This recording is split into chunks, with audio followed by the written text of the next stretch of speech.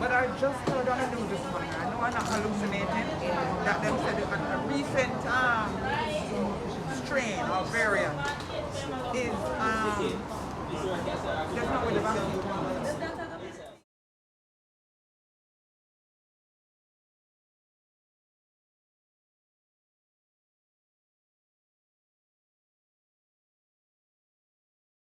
I just want to pick up reggae to reggae.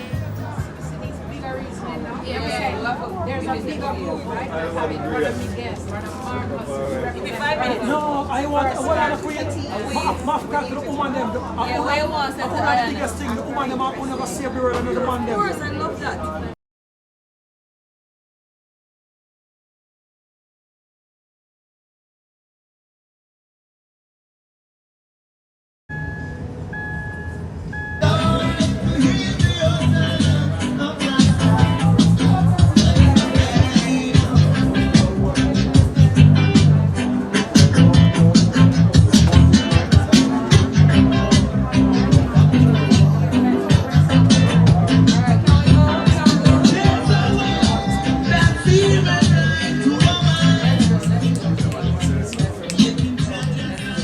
I and I claim the victory through humility, discipline, and through love, wisdom, commitment, and focused action. I and I must achieve a spiritual renaissance, economic revitalization, and mastery of the substance.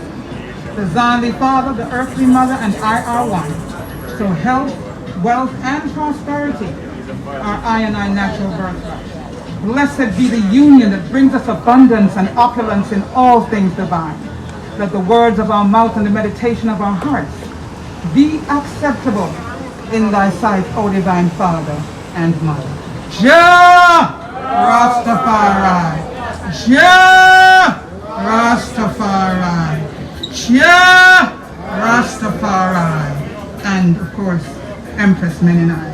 Give a thanks.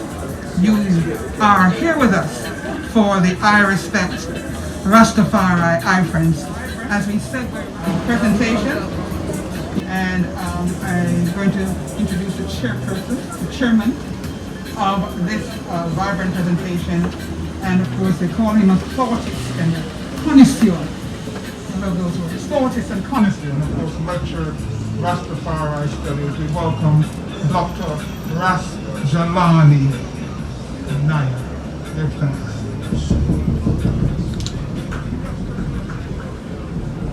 Yes, we can. Give thanks, Sister Isis. I first want to greet you in the name of His Imperial Majesty. This week is also the birthday of great Rastafari patriarch Mortimer Plano, who was on Monday, Ras Shaggy Berry, who is tomorrow. But just to recognize that this is a fulsome moment to bring national attention to issues that have for too long plagued us. In addition to Mortimer Plano's name, now ancestor, I want to mention the name Mario D. Still unresolved, he was badly brutalized and killed because of the possession of a spliff. I think his mother still holds a vigil to bring resolution to that. I want to mention Bongo Beard, who was the first of our Rastafari elders to have the challenge after the ganja decriminalization legislation, have the challenge of police confiscating his tonight. Our mission this morning is one to represent and to demand that Rastafari is by no means a subhuman, but indeed a full citizen. Our mission is a purposeful one to bring solidarity around the need to respect Rastafari human rights, especially here in Jamaica, its birthplace, but most certainly everywhere our family has grown to inhabit around the world. The mission, unfortunately, has been made urgent by the reality of continuous abuse, seemingly without redress and no solutions or no reparatory damage to victims. In the last 6 decades, there has been no less than 6 official reports on Rastafari from as early as to as late as 2015, the Public Defender's Report, 55 years apart. And still, yet we are here today on a mission that we cry respect Rastafari. I want to close my opening remarks by sharing a comment made to me when I began my PhD work on Rastafari at university. The then Vice Chancellor, Professor Rex Nettleford, said to me something that really amazed me coming from someone like himself. He said, Rastafari has to cease being the margin and become the ones to determine the margin. Now, the statement took me by complete surprise, but it made me understand that much of his scholarship that celebrated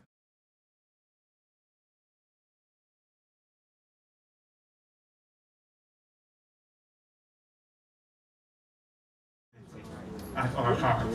What this means is that we are natural leaders of the society, and that is what this is about today.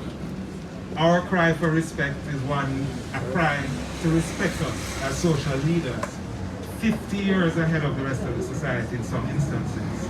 And this is something we're saying needs to be recognized and institutionalized in a way that ceases all of the atrocities that we've seen in recent time.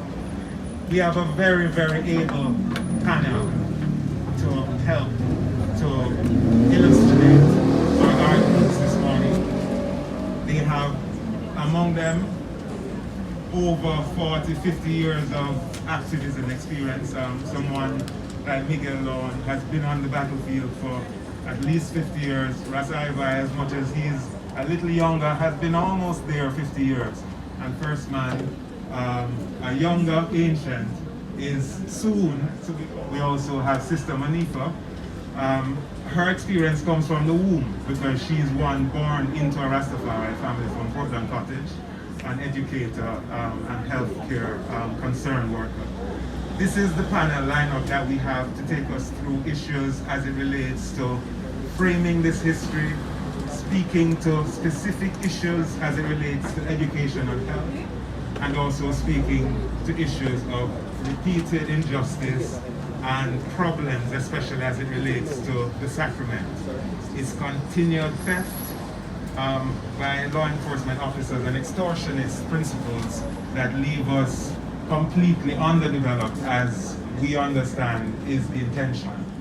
I'm not going to say much more now. I'm going to ask all the warriors. Warriors! ISIS, all the warriors that are here. Brother Amin, where you there? All the brethren, them warriors. So that's what we are.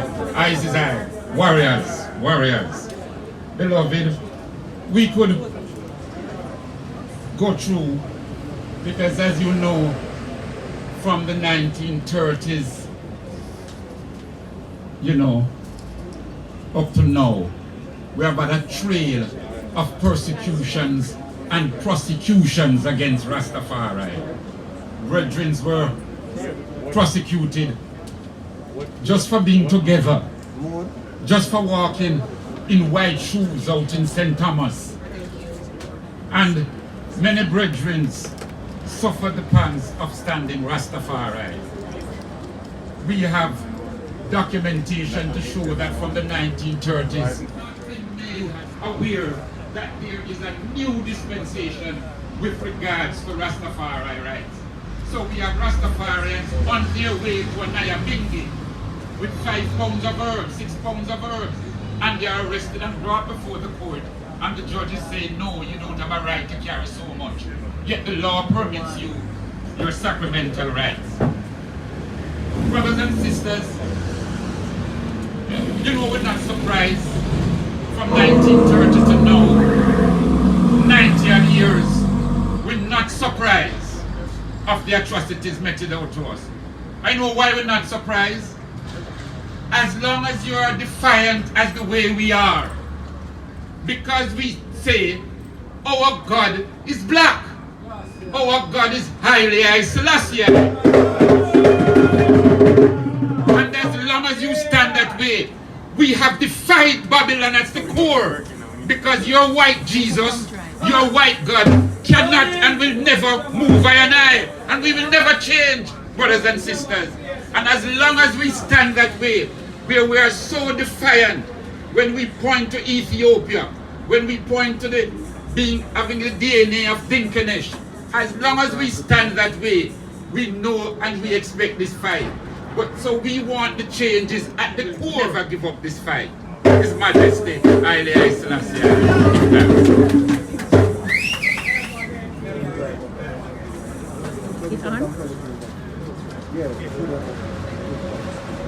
Yes, give thanks. Thank you very much for that, Brother Miguel.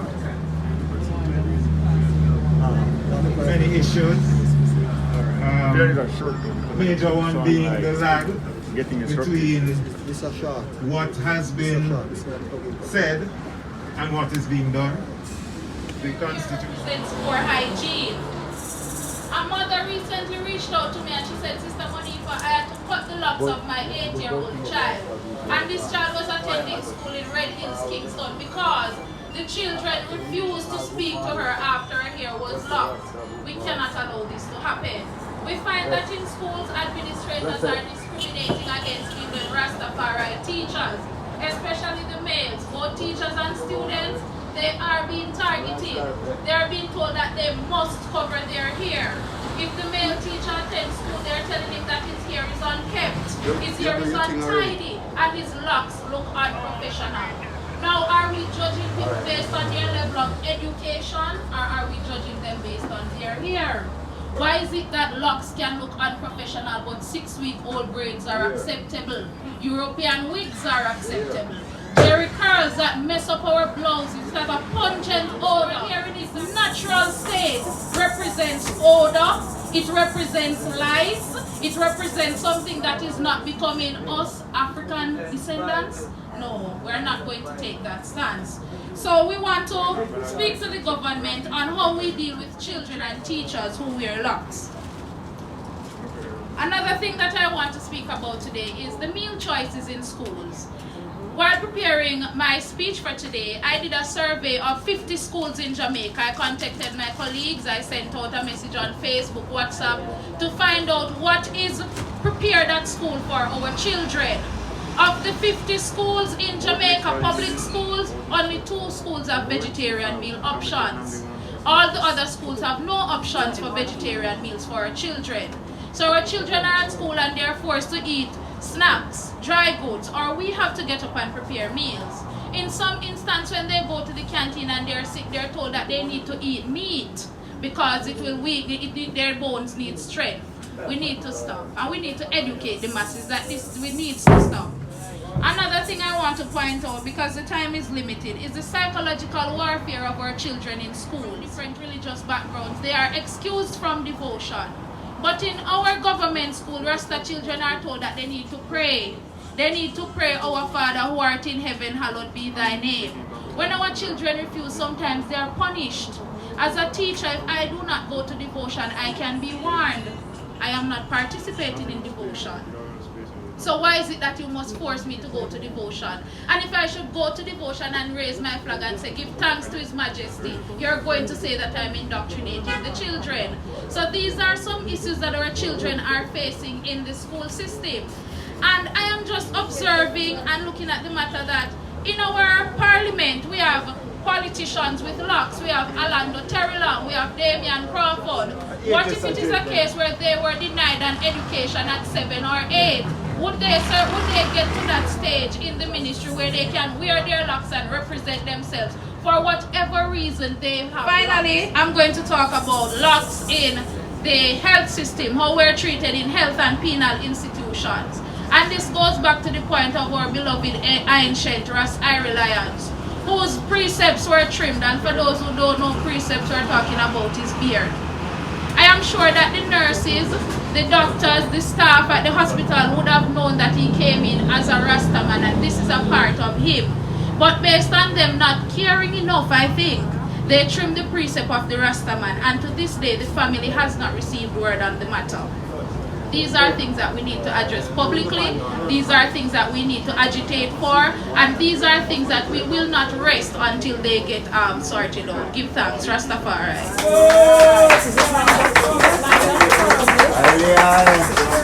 Yes.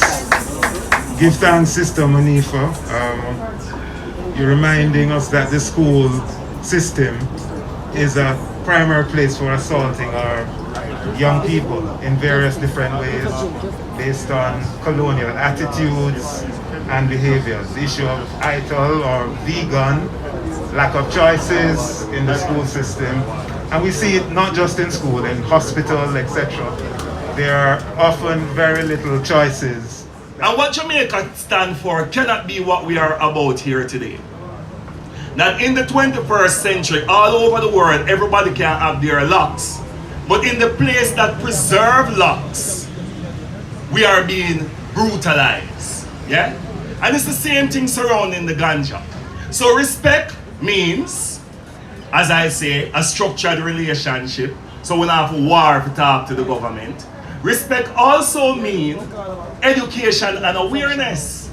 And in this space, we know that a lot of people, especially the media, don't know the financial contribution that Rastafari has made to this country through the same through what they call marijuana, ganja. Through those purposes, we have to educate the media to start to look into cultural industry.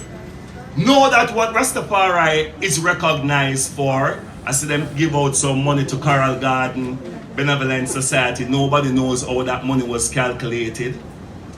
I know that they have recommended Rastafari through the IOJ. There was a Rastafari exhibit.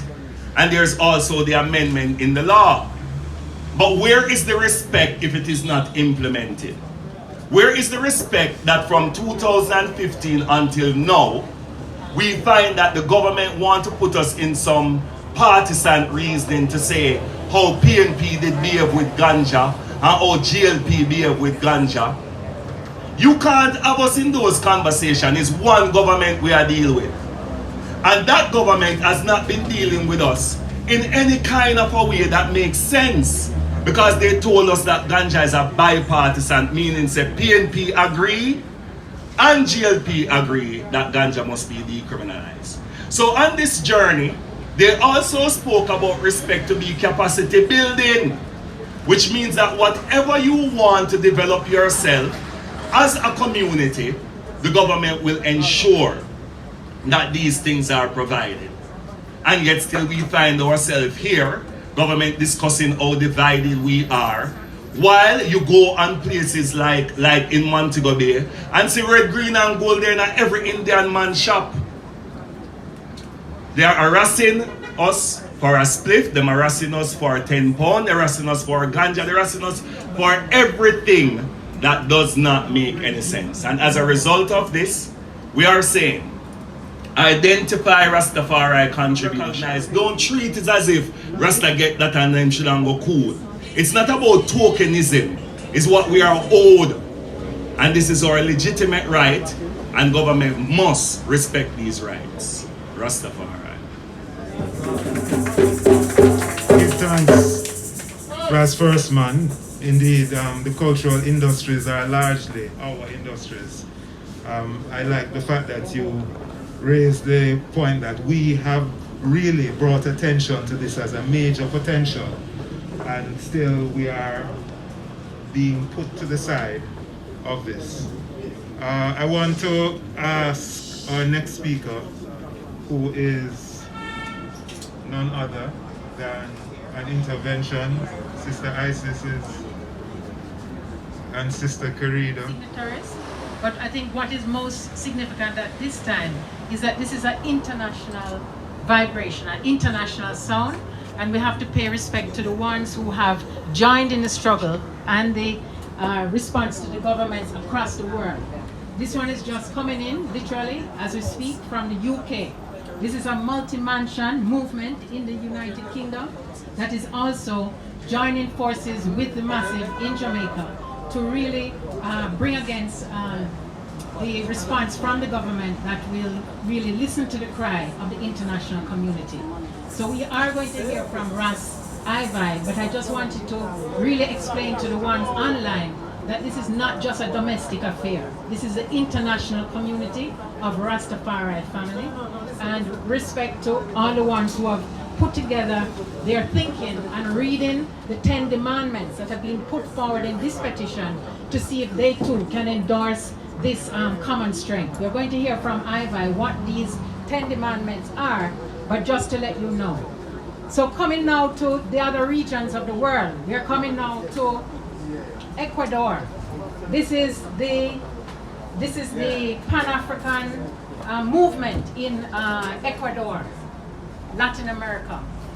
As I said, this is an international movement, an international uprising across the world. This is not just a domestic issue in Jamaica. And this is written in Spanish. I used to take Spanish in high school, but it gets rusty, so I can't really translate. But they are saying the same things, that this is also going on in Latin America, in Ecuador, in Chile. There's also one from Chile. There's one from the Nyabingi House in Guyana. We also have brothers like Frankai, Brother Greece, who have been fighting the fight for the longest Iowa. And they're also joining. There was a prior event or town hall meeting across the world to look at these 10 Demandments. This was not written by a small number behind a computer. This was brought before over 100 over this strong end that were looking and reflecting and bringing in the articulation of what is the demands. So now I will hand back over to the MC. This was just saying that these literally are coming in this morning to show the vibration that this is causing across the regions of the world. Corrida's list. Sister Corrida, I want to add that Mexico had also sent in their letters, and there are so many letters out there, but our community is just asking for mailing a global thing. You know, the entire globe of Rastafari are disgruntled with what is happening here in Jamrock, and we say the evil that started in Jamaica took on rippling effects across the Caribbean and the world. So it's incumbent upon the Jamaica government to set the tone right, and I and I as Rastafari people, as we gathered here under the banner, I respect Rastafari, I universally, I and I is looking forward for these demandments to be fulfilled. So we look at it, we say the goals and expected outcome of Respect Rastafari Collective Security for Surety initiative in the early 50s, 60s, coming up into the 70s when the elders are meeting with the government of Jamaica, Prime Minister Manley. They had got meetings with Edward Siaga. The elders have championed this cause to get Rasta to stop, get trim, the respect with you to Rasta. So this initiative is just saluting those who have gone out, taking the baton to another level. The INT came up with a threefold demandment. It's 10 priorities we are look at. But the world know one of the first things Rasta talk about, even though we domicile in these islands and countries, one of the main goals is repatriation. Until the day when we leave these islands, I and I say that the rights that is due to us as a people must be given. So like trimming and locks and discriminatory attitude by the state, you know, the violence against Rasta, we are saying, a full time, the head they get cut off. Within the social service, the discriminatory attitude we go on, you turn up for your job. How many songs have been sung by Rastaman? I remember Raskabi, you know, see, long year freaky people need not apply. It was the plight of the Rastaman. I said, once you go for your job and you have locks, you have to cut it. You cannot be in the workplace. So we are saying it's time these discriminatory attitudes come to an end. Crown Panar. One nurse take me out of the line and say you there from morning, and you there say good morning. Good morning. While I was waiting in a line to go up to say, well, good morning nurse, my wife is here. The woman just get on with me because she a Rasta. That I said, wow, Rasta need to set up a little medical center for childbearing because These hospitals now treat we good. We say at time them should have.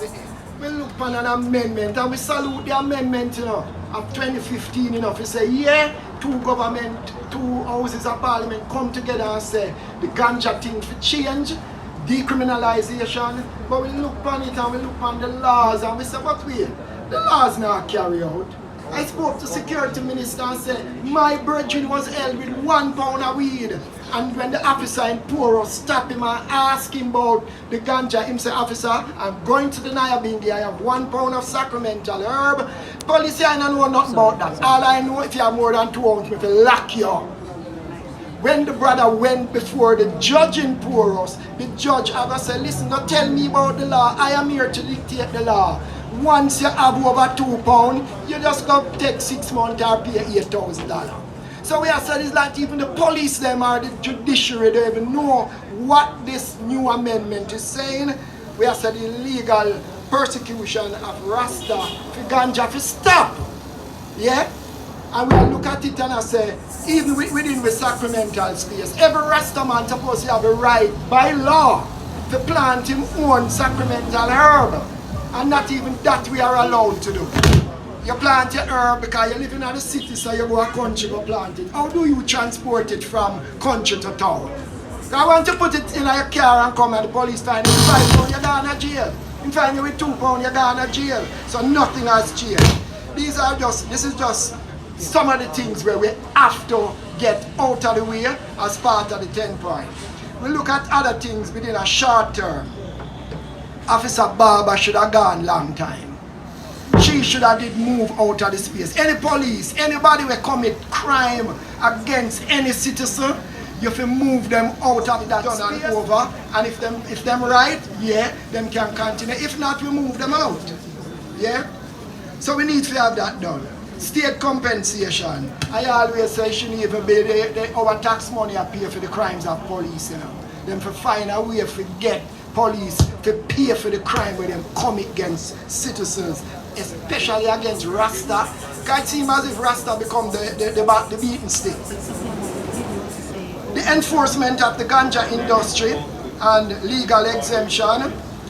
Freedom to plant the weed, we must get that. To transport it, to distribute it, yeah?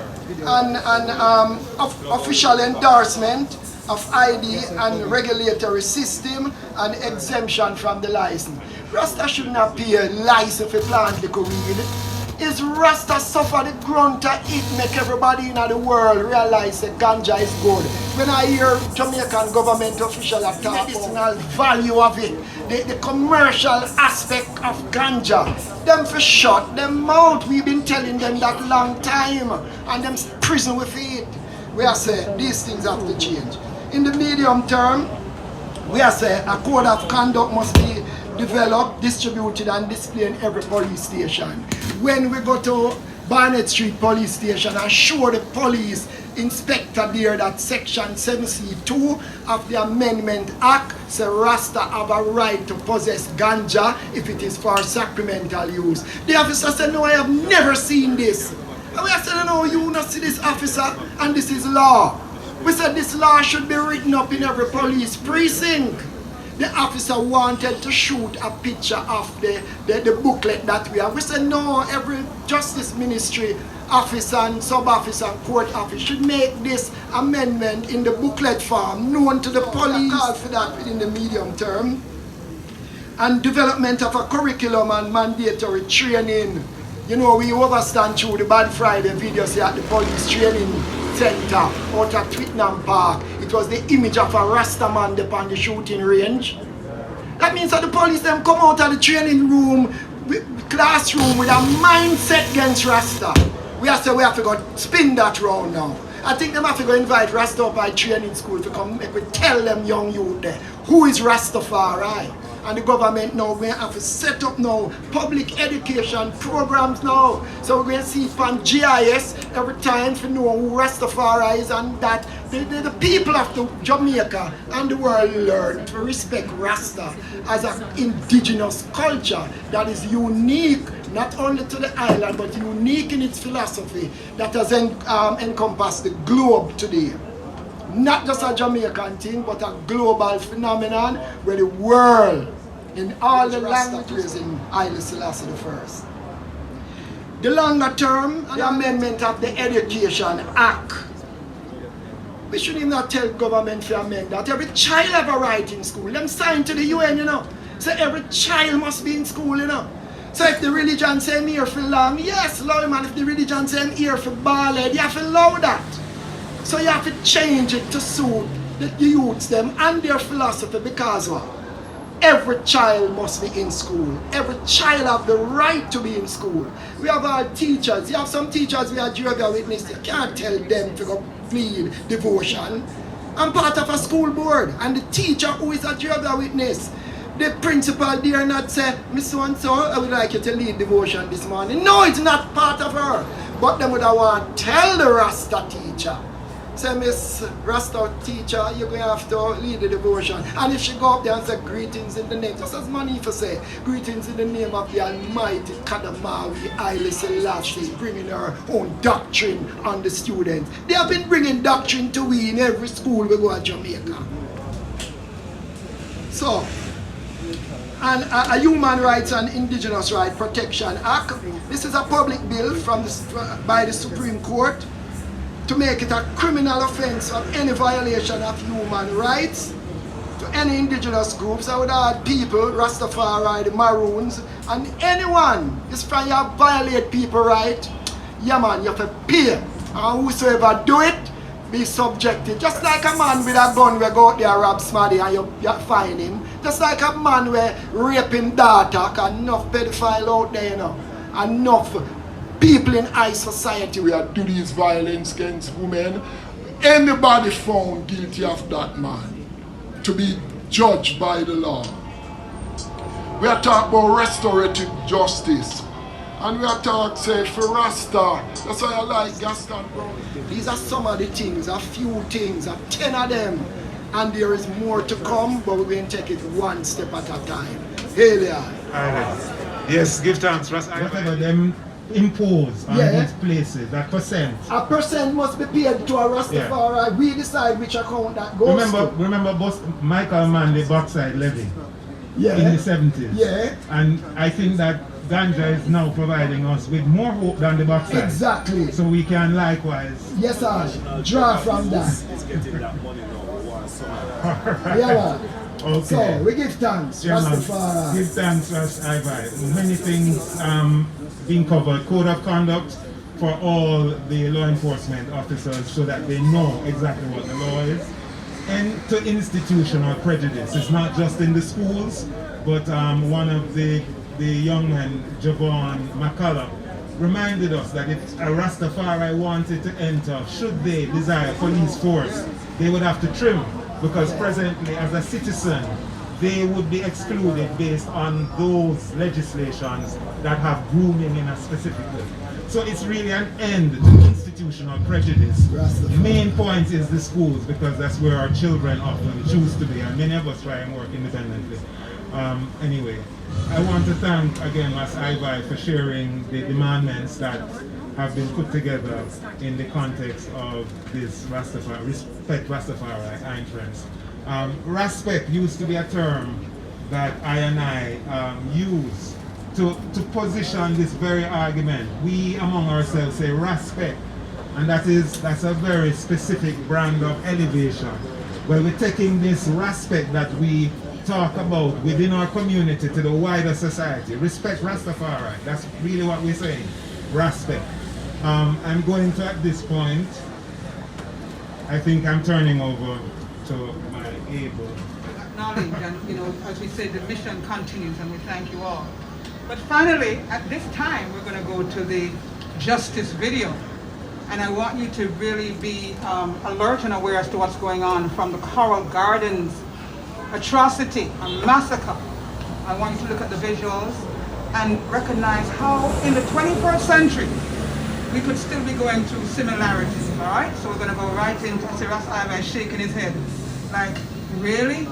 And all of us are shaking our heads, really? Because this is the atrocities that Rastafari have been through and still are going through. We present to you now the justice video. Are there any other persons who have questions or want to make a statement? Please identify yourself once you get to the line for me, please. Thank you. Blissful to the Grabo My name is Sabakan. I am the president and the founder of the RAF Rastafari Advancement Foundation. I don't really have a question and I won't stay long because I'm just going to be blunt. Alright, it's good that we're all here fighting for the rights and the aspect of Rastafari. I think at the beginning the first person that I heard said what I wanted to say, that Rastafari people in return first have to expect themselves. Alright, from the beginning there's one problem. I think that if we fix this problem, then all our problems will be solved. And the problem is about the principle and the order of Rastafari. See, there's so many different ones that's not living within the principle and the order, the behavior and what Rastafari is about, right? So in return, then you have things like this that will happen continuously because, let me state, like, I've stated that many of the ancients, which is true, fought for this and marched for what's happening now, right?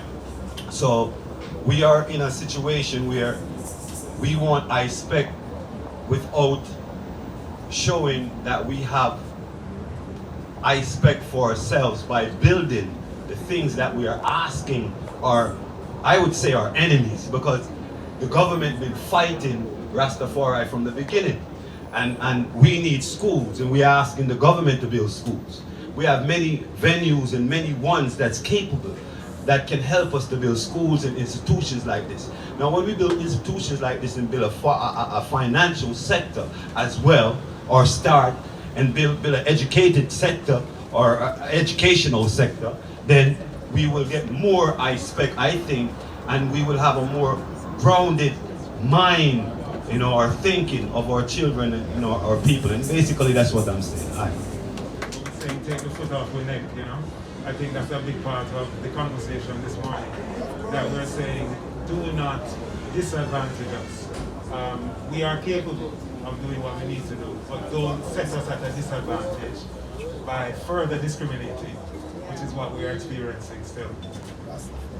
Is it possible for us to have a colonial mentality where we feel a bit sad sometimes about our diversity? But that's what it is. And we should not follow this conversation of government about one voice, because it is uncivilized to think that way. In places like Canada, where there's 672 different nations that has to be represented, all of them don't agree. And the government is asking and then delaying our rights. And delaying what we should have based on these conversations. And then we take it up and impose it for ourselves like something is wrong with us as well.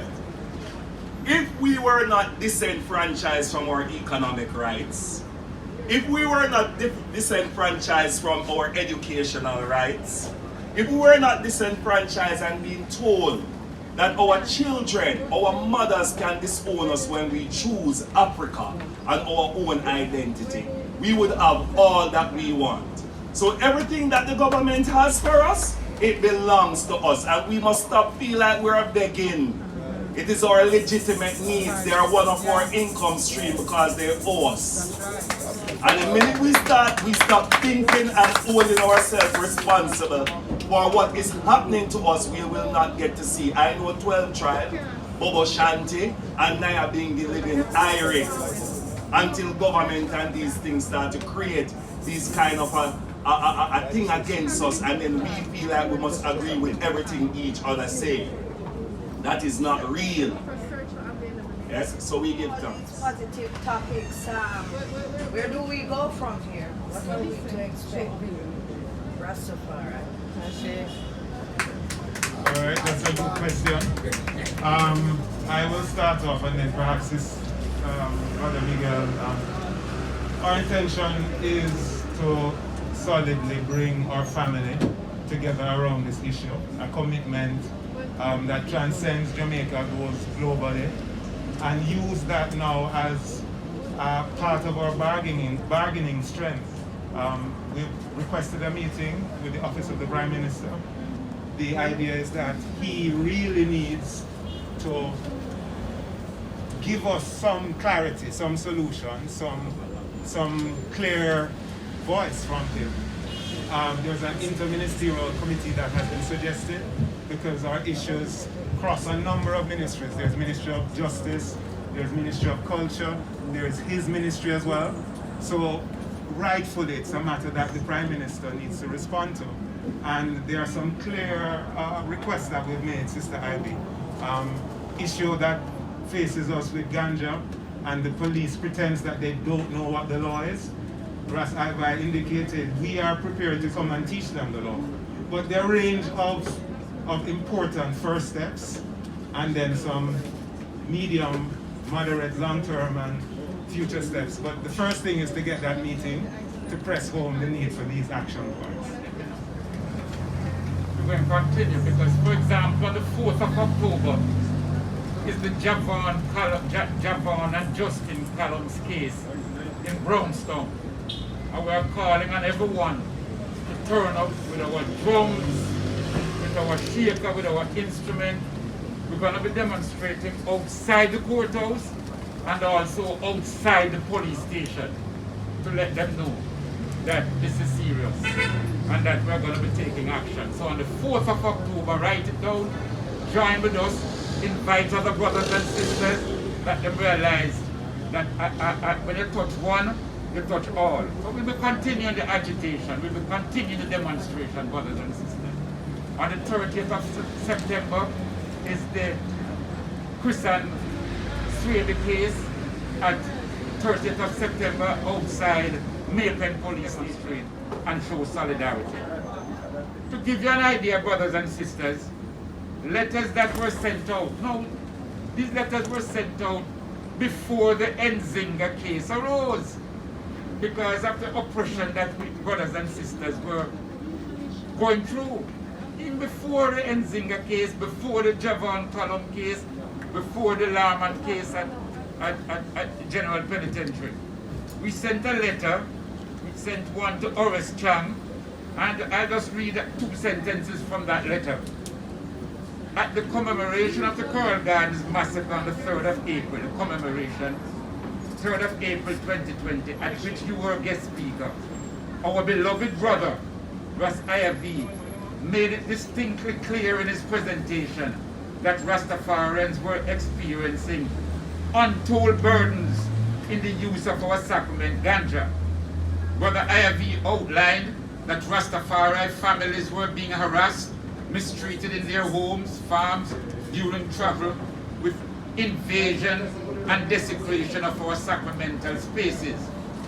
He even presented you with a document highlighting the 2015 amendment of the ganja law at the Coral Gardens commemoration, of which Horace Chang, the Minister of National Security, was a guest speaker.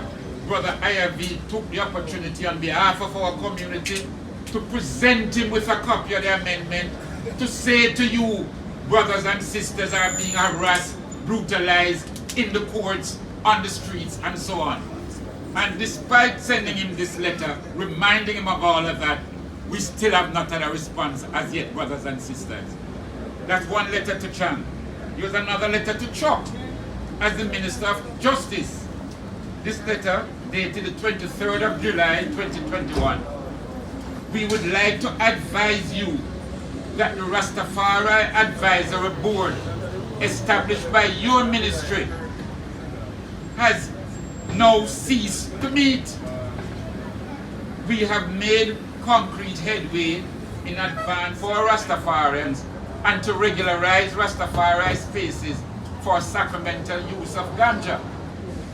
Representative of the ministry asked us to send to them at the Ministry of Justice identifying communal Rastafari spaces where ganja will be used. We have done that, you know, so that we can say to you, ganja is being used up at Bobo Hill, ganja is being used at Scotts Pass, ganja is being used down in Pit 4 Ayabingi, and the different spaces.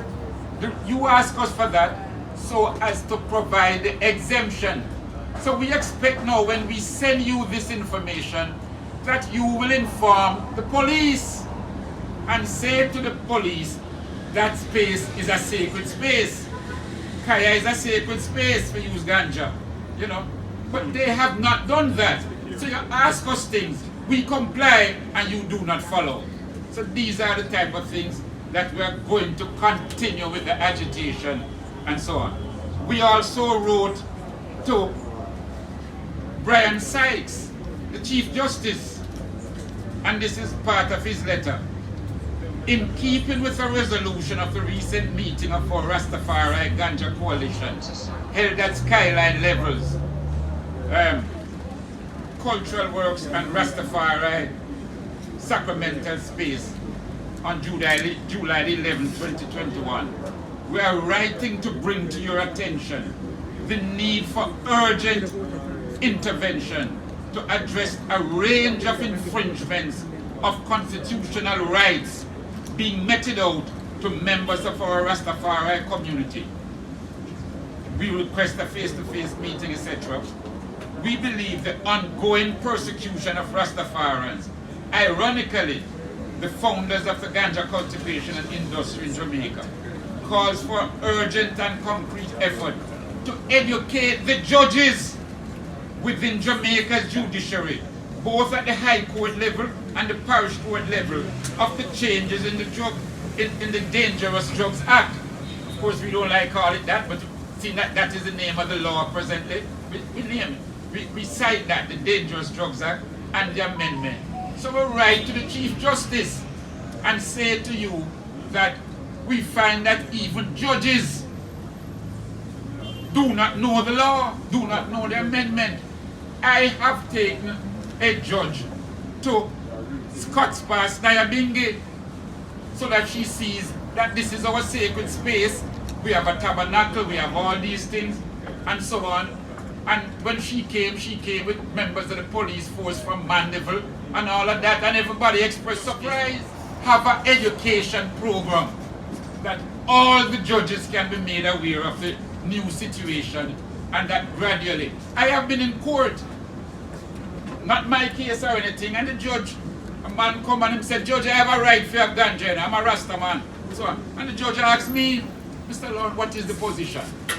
No, I happened to be in court that day that I could explain what is the position. But what I happened to do was hundreds of days where neither myself or other brothers, lawyers, who are aware of the changes to explain to the judge. How could the judge not know? That is true. If the judge not know, that means that is a calamity. So brothers and sisters, no excuse. So therefore, what we are saying is that we have not been sitting down, we have been working. So if at some stage we say we are going a step further, we ask you all to join in and make it clear. You can agitate, demonstrate, and if needs be, meditate. Sister Manifa has a response. Give thanks, beloved. So in addition to the things that Brother Miguel just stated, which I'm sure he explicitly stated for us, we have the I Respect Rastafari website as our communication platform. So when we end the conversation here, we're actually going to pick up the conversation in another way, and that is communicating with everyone, not just in Jamaica, on our platform. We have Rastafari TV that we use as our main means of sending out information or media. We have our IG page, I Respect Rastafari. We are also going to be preparing our training modules for the police officers, because it is obvious that we need to teach them how to treat us. So we're going to be working on our training modules. We're going to be having that conversation with the Minister of Security. It is a part of the 10 Demandments. And we're going to be working with the UE as well, because the education, it has to continue. That is the only way that we will remove the ignorance that exists in Jamaica. We're also going to be building on all initiatives. We're working with ARC. They are the creatives platform, and we're working together as a community, not as Nyabingi House, not Bobo Shanti, not 12 Tribe, but as Rastafari. And we'll be using all the material, the resources that are available to us to communicate to the community, to continue our town hall meetings, to send out information out there and to say to the government that, listen, if it is that you need to rewrite the legislation, if it is that you need help enforcing our principles into the Constitution, we are here to help you, and we're ready to have that conversation. So that is one of the next steps that we're going to go on. Yeah, give thanks, Sister Monica. I never heard next step. Okay, go ahead.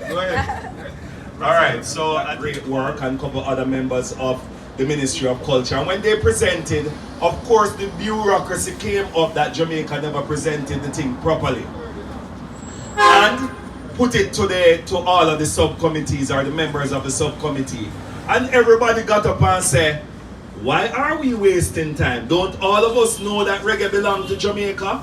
And just hand over reggae to Jamaica on that same day. I want to ask the Jamaican government, why are we wasting time? You don't know so reggae belongs to Rastafari or even a major part of it. Why we don't just hand over? So we want the government to do what they are supposed to do in structural relationships with Rastafari, in understanding our contribution, make the right reparatory payments and arrangement. And I think that is the work, and also what the brother Sandakan was talking about, to build a strong consultative platform between the Rastafari community so the representation can be a horizontal but diverse one for the community. Because part of the appeal for a younger generation is to be able to animate these stories outside of the oral document, but now to have them on film to share. So out of St. Lucia, led by Ras Wayne and Priest Kailash, intention is to galvanize the region over the next 11 months towards significant celebration for the 130th anniversary of His Majesty's birth, which is to constitute a judgment and healing 21-day Nairobi ISIS with the global family. It's somewhat a longer time frame for the same program that we've shared this morning. So as one of the further developments, persons can look out for the signs of that judgment and healing 21-9 Nairobi out of St. Lucia. Give thanks. Yeah, we give thanks as we look forward to that for next year. At this time, we're going to introduce Sister. Let me give you an idea. Some years ago, Rastafari youth went to St. George's College with his dreadlocks. The school, the principal then, strangely enough, tried to prevent him from coming to school. We wrote to the Ministry of Education, we called upon the Ministry of Education, and at the time, this was about 5 years ago, no, probably more than that. What the key thing was that the Chief Education Officer went to St. George's College and made it clear to the principal that if you don't accept this child, the government subvention that the government give you to keep the school going, we're going to cut it off. So, in other words, you can't have immediate action because none of these government schools can run without that government money. And when the Chief Education Officer told the principal that, of course they said yes, the child can come. Good, thanks, Brother Miguel. At this time, we're going to go to our poem, which should have been, we should have seen earlier, and it's such a good segue because a young lady who I knew before she was even born, and yeah, I knew her in spirit before she was even born, and to see that coming through so articulate now and bringing forth this poem. The poem is titled Rastafari So Cool, and it's by Sitota Brissett. Give a round of applause for our youth. We are rejected by society for saying I and I. Our dreads are worn natural and raw, but society seems to see it as a flaw. Because we don't comply to the straight hair, messy bun, or jacket and tie, we focus on our land and helping the people while they look down on us. We have to be their guardian evil. We are the original cultivators of the green gold. but got beaten, thrown into jail and told we are drug dealers. Today, they give it to their in-lab healers and research its features, and just like a preacher, their leaders act innocent when they committed a crime. They are stealers. Some see the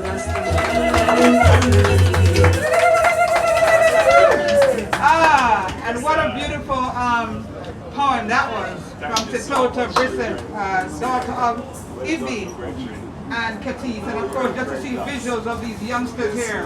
What a powerful. I'm telling you, man, it's just a joy because as we say, you know, the youth shall lead them, you know. So basically that is what is manifesting here in visuals and also through the word sound of Titota Brissett. This time we're going to invite Sister McDonald, Karida McDonald, who is going to, there's a team, you know, people don't call it the dream team, people say dream team, but this surpasses that, dream team. This is all about I Respect Rastafari team.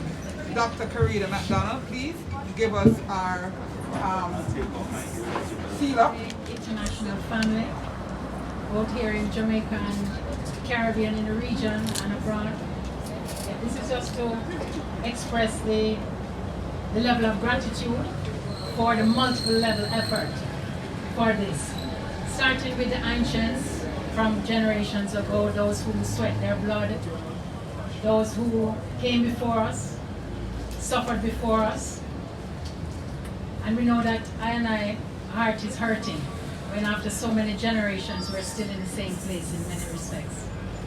So Respect Rastafari came out organically. We saw in the United States there was George Floyd who triggered what was already surfacing under the skin. And in Jamaica for us it was Princess Nzinga King. Because that just culminated the one vibration of this feeling of being, you know, refused, used and abused. And the Rastafari community has really come together to say enough is enough. So this time is really to say, give thanks for the effort that has come out organically. This was not something that was being planned very systematically.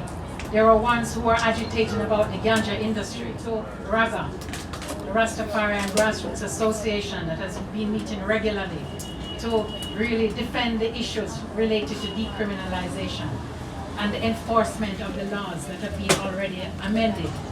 We give thanks to the younger generations amongst us who are creatives, who are trying to build a new organization of the Rasses and the Empresses, who are creative and to put their creative energies, and we give thanks for their inputs into this event. We want to give thanks to the mothers who have come behind this event and started even a WhatsApp group that is multinational, and these are the children who want to be equipped with what they must say when they're being called Kati Rasta, and what they must do to uplift themselves and to defend themselves. So there are different creative ways, and we want to give thanks for the women who have come behind the children, who at this time want a response, need help and guidance. We want to give thanks to the different houses and mansions that have been continuing the works. We know that there's ones trying to define and articulate for those who are not understanding the fullness, so that the generations can be passed on this legacy of Rastafari. We want to give thanks especially for this event, for those who came from far with the Nyabingi drums, because we know without that we cannot start any event. There was a prayer that was said at an earlier hour, you know, within ones who are far and wide. So we know that there's been many positive inspirations to make this event happen. We didn't really expect the government to be here today because we're coming off of a lockdown. These letters were only just given, but what, as the panel has already expressed, it is too long. Why is it taking so long to hear the response from the investigations? So we want to thank our attorneys who have been working tirelessly on defending the case, you know, mostly pro bono, because these are aspects of justice. We want to give thanks on the media, and I can't express enough, because in these days and times, in the times of lockdown, we can't really depend on the usual gatherings to get across our messages. So it becomes really critical, and we want to pick up Rastafari TV that has now presented an ongoing platform for us. This is not just today and die tomorrow, as you will be seeing, which will be fed content from different places. And we're going to make this a site and a reservoir. Sister,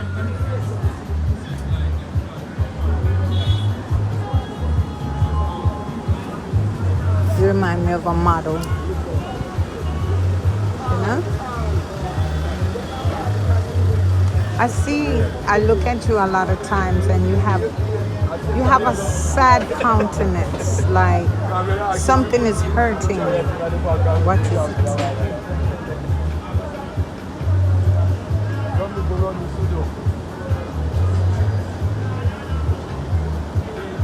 Do you feel violated? How long did it take for you to grow your locks? 19 years.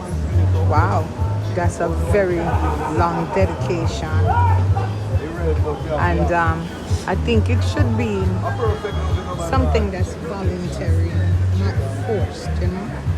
And I think that's why you probably feel saddened, because you were doing something right, something righteous, and you know, an example. Like you're not tatted up, you don't have any tattoos. Not to discriminate, but just to say, you know, you're a young lady and you're coming into this world with consciousness, and that is what you spread, consciousness, by wearing your locks and representing something. Because if you don't represent something, you fall for anything. And you're not falling for this okie doke, right? Or these holy oaks. And I just want to extend my really heartfelt love to you. And I will stay in contact to let you know how special, how wonderfully and perfectly made you are. You're very beautiful. Well, I'm going now. Yes, take care.